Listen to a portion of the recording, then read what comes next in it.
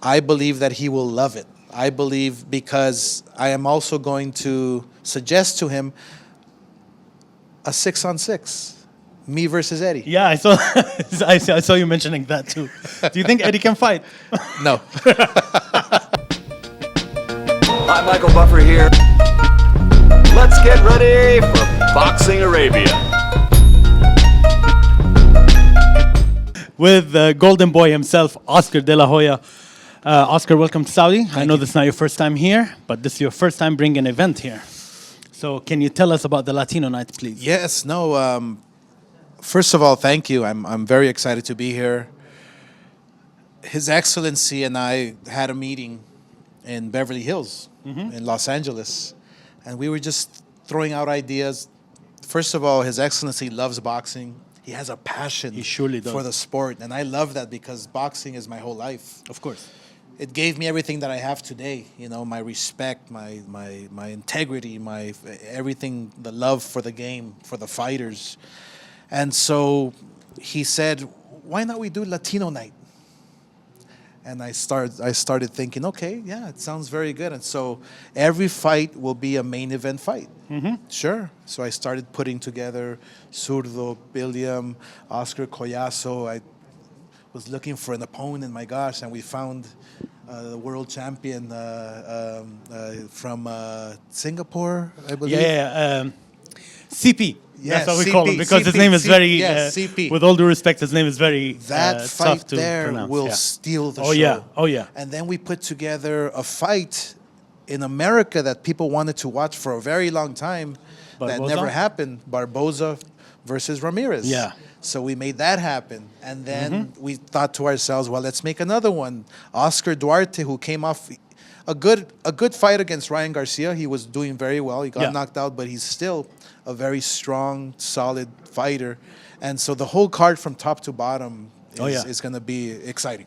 Even the Tevin Farmer with Zepeda would be a great fight. Oh, my gosh. I mean, William Zepeda. See, it's very interesting because William Zepeda has probably the most pressure of everybody on the card because the world is already talking about William Zepeda, Shakur Stevenson. Yeah.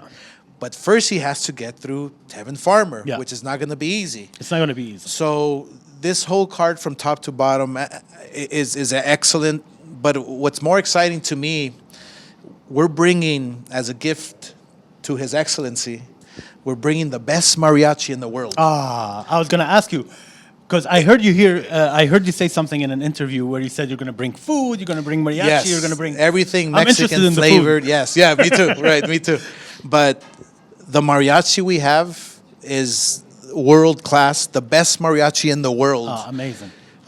So His Excellency will be very, very pleased with that, man, and it's gonna be a lot of fun, very colorful in the arena. It's gonna be Latino. So it's Amazing. I wanted to bring that flavor to Riyadh, and for Riyadh to have that experience. It's Beautiful. gonna be fun. Yeah. Beautiful. Riyadh season always think of like something outside the box. Yes. Yes. We saw Knockout Chaos, we saw Battle of the Battles, then we saw 5v5, which I want to ask you about also because Yes. there are rumors surfacing of a 5v5 with you and Eddie. Sure. So is that really happening? Is it confirmed? Well, it's not confirmed. Okay. There have been talks, and it was on my clapback. Yeah, it was. And we have the fighters. Eddie has the fighters. It's a matter of talking to His Excellency, and if he likes it, then we move forward. I believe that he will love it. I believe because I am also going to suggest to him a 6-on-6, me versus Eddie. Yeah, I saw. I saw you mentioning that too. Do you think Eddie can fight? No. No, he can't fight. Is the beef genuine between you and Eddie, or is it just promoter versus promoter kind of thing? It's a healthy beef. Okay. It's a healthy. I'll tell you what's an unhealthy beef. Yeah. The one with you and Canelo. I have my personal reasons, and I haven't really exposed the actual truth of what happened. Interesting. I might save it for a clapback Thursday one of these days, but you know, it was very wrong what he did to me. But it's okay. It happens. Canelo's gonna retire in a year, maybe 2 years. I'm still gonna be in boxing for the rest of my life, promoting the. You biggest think that fights in the close world. his retirement? I believe so. If he fights the best fighters, if he continues fighting who he's fighting, he can last for another 5 years. Okay. Speaking of Latino fighters, who are your top Latinos of all time fighters? Like if you had to list top 5. Oh wow! I have to go with the late Salvador Sanchez. Of course. Yeah.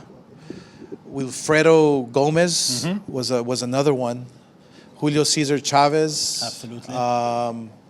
Alexis Arguello was my favorite Interesting. because he was a gentleman. He was the gentleman, the fighting gentleman they called him. Beautiful style. Wow. I mean, there's fighters like Carlos Monzon from Yeah. Argentina who were strong and just knocked you out. Some people rate him as the best Yeah. middleweight of all time, right? There's fighters like Miguel Canto, who maybe nobody knows, but he was probably the purest boxer in the world in the history of the sport. Purer than Mayweather, purer than Sugar Ray Leonard, purer than Willie Pep. He was the most Willie beautiful boxer in the world. So there's a lot of Hispanic Latino fighters who are excellent. Is Duran considered a Latino fighter? Oh, Duran. Wait. Sorry, Duran. Very sorry. He's my favorite. Absolutely, everyone's Duran favorite. is Everyone's favorite.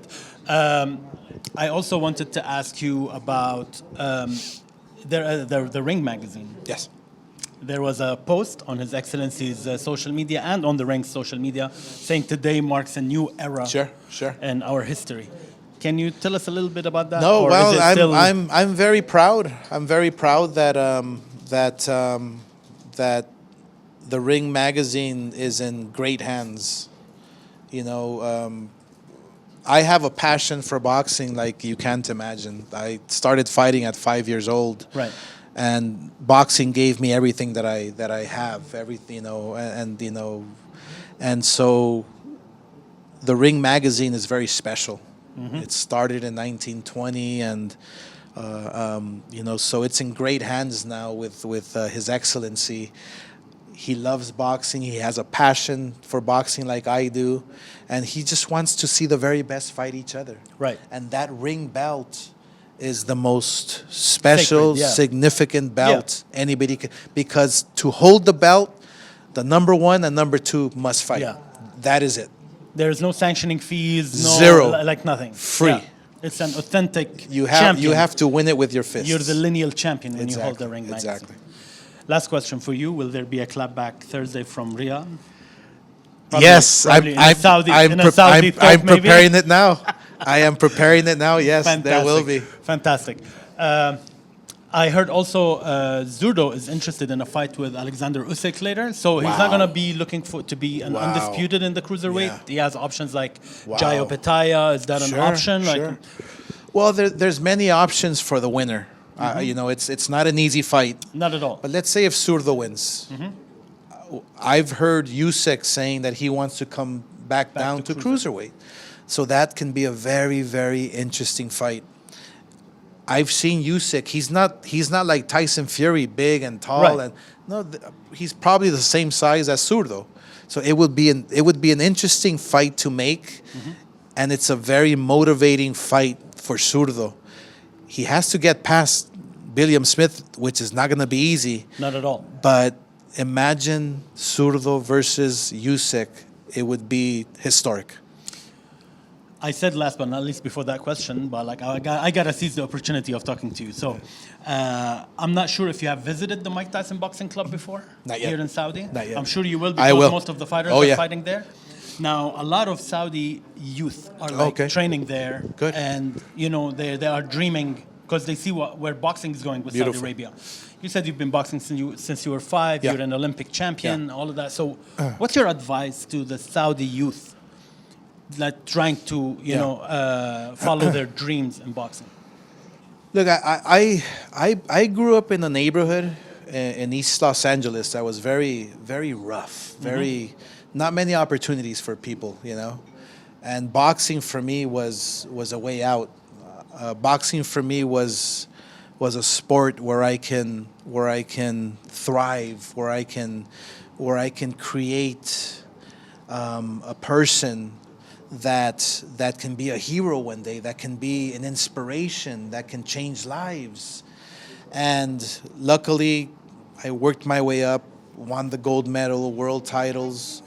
So for Riyadh, for His Excellency to open up a gym here for the kids, for the youth, I know those kids are hungry. I know those kids, they watch Mike Tyson, they watch Manny Pacquiao, they watch me, Mayweather.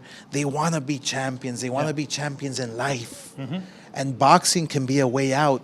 You must be dedicated 100% because boxing is not a game. Right. Boxing is the only sport where you don't throw a football, you don't kick a football, you don't hit a golf ball. No, you're hitting somebody's. So you have to be 100% focused, determined, dedication, discipline. So I think boxing can be very, very instrumental. It can be very good for the youth here in Riyadh.